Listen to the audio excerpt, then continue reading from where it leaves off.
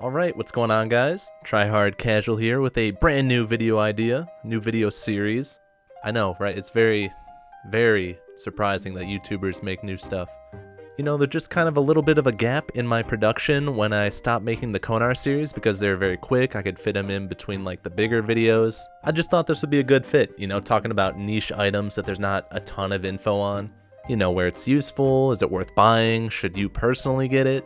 And you know what? I want to talk about items, and I can, so I'm gonna.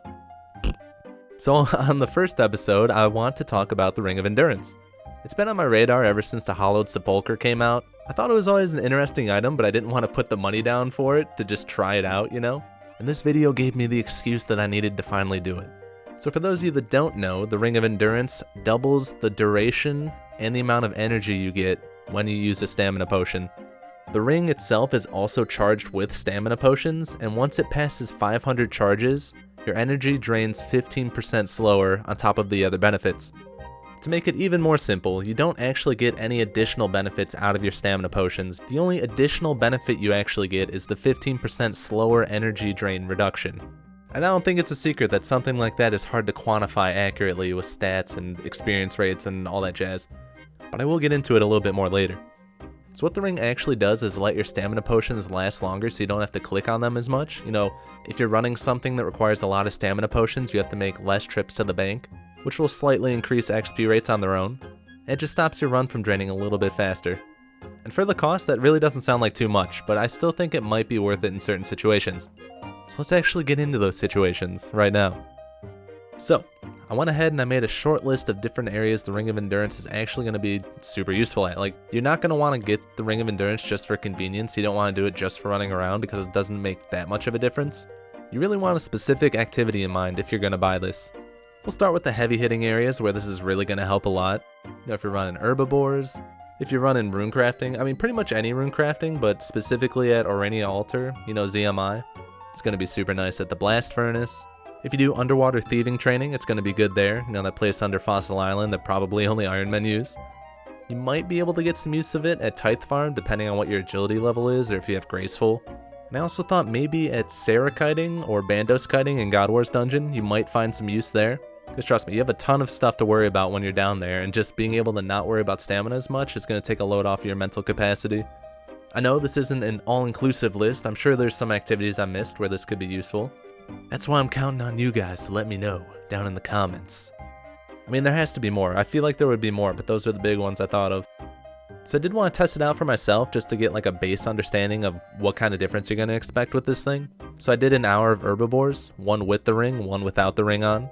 So I'll throw the stats on screen, I'll make it look fancy and nice, don't worry. The try hard razzle dazzle, you know how it is.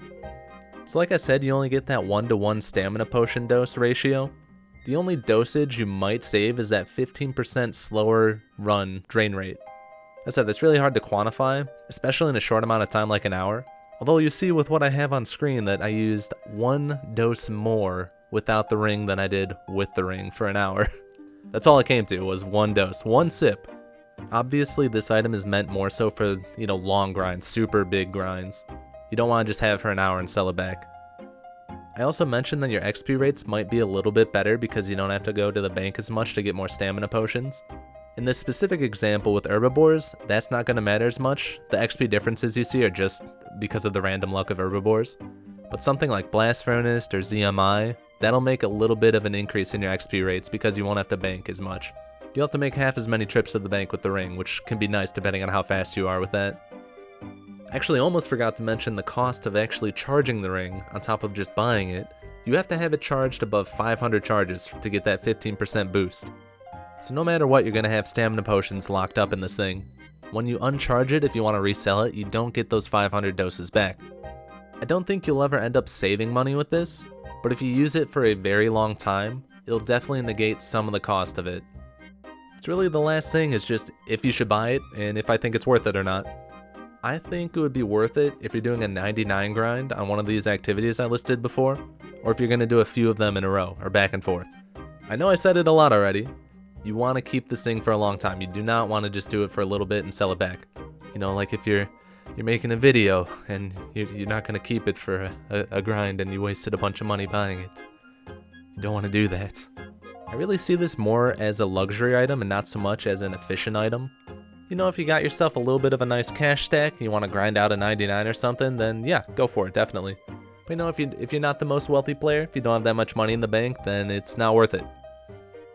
Alright, I think I got everything across. I think that was everything I wanted to talk about with the Ring of Endurance.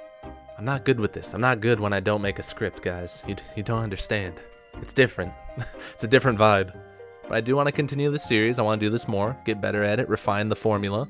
I have another list of different items I want to look at in this series. You know, just maybe like Din's Bulwark, Crystal Tools, where you want to use Void, Dragon Bone Necklace, you know, stuff like that. Just stuff that's not as common or you don't see widespread use of. And of course, if you guys have any items you'd want to suggest to this series, let me know. As always, if you have any questions about RuneScape, feel free to ask me. Next week, I want to have a Cerberus guide out. Hold me to it if it's not there. Send messages my way. Angry ones. I'll see you in the next one, guys.